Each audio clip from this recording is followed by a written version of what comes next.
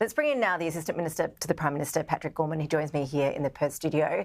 Patrick, good to see you. Thank you for your time and congratulations. You're one of these MPs who increased your vote in your seat of Perth, so well done on that. You're also a former state campaign director. You helped run the Bullwinkle campaign here in WA. So with your campaign hat on, tell us, what was it that won it for you so convincingly? Well, firstly, I'd say I'm really proud of the decision the Australian people chose to make on Saturday. I'm really proud of the campaign that the Australian Labor Party ran, both the work that the Prime Minister did, but also the team behind the scenes. And I can give a big shout out to my friend Paul Erickson, the National Secretary, who has run a campaign that has made history in Australia's elections for the last, I think, 80 years. It's an incredible result. But what I think it was that really made the difference was that we treated the Australian people with respect. We did that here in Western Australia. We did it across the country. We were talking about the things that were their concerns. How do you get some practical help to get into your first home? How do you help people with those debts that they see, like their HECS debt?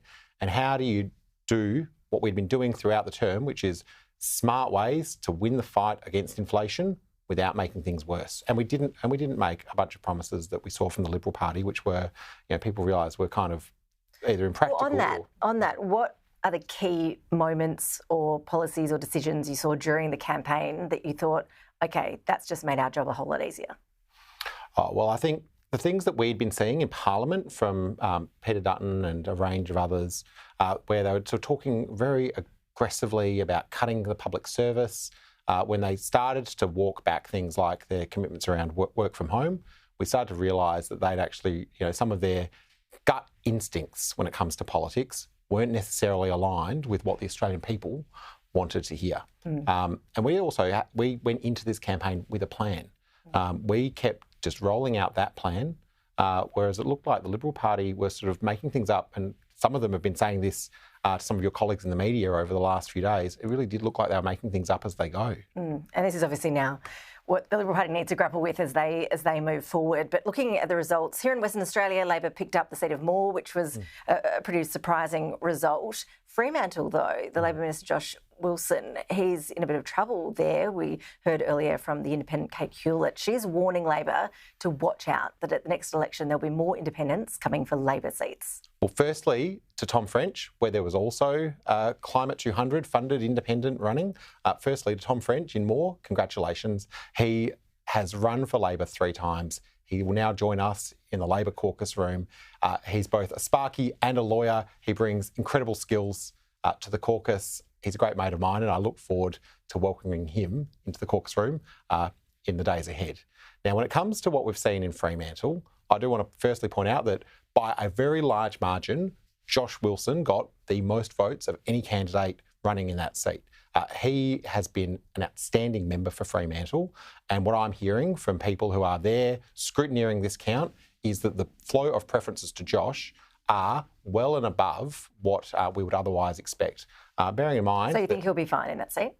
It's going to be a long few days, but I expect that as we see those preferences, I think people in Fremantle will recognise that having Josh Wilson as their member is in their best interests, both on what he's delivered, but also as a voice in the Albanese Labor government.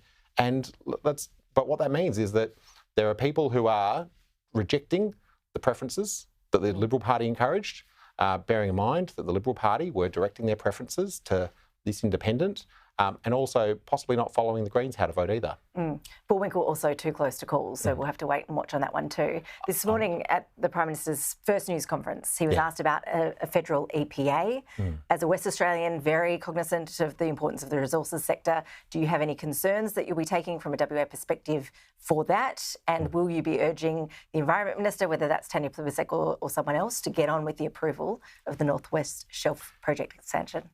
The thing I'll be doing next as I leave your studio, we'll be going down to the Bullwinkle Count Centre to go and scrutinise some votes to make sure that everyone who wanted to vote Labor gets their voice heard, and that we have that robust democracy that we treasure so much. So I'm still really hopeful that we can get Trish Cook over the line as the representative there. When it comes to a new federal EPA, we said that we'd consult. That's really important to me. That means extensive consultation across the board with state governments, different jurisdictions, working with everyone who has an interest in making sure we've got environmental laws that are fit for the future. That includes consulting with the resources industry here in Western Australia and the resources industry elsewhere as well.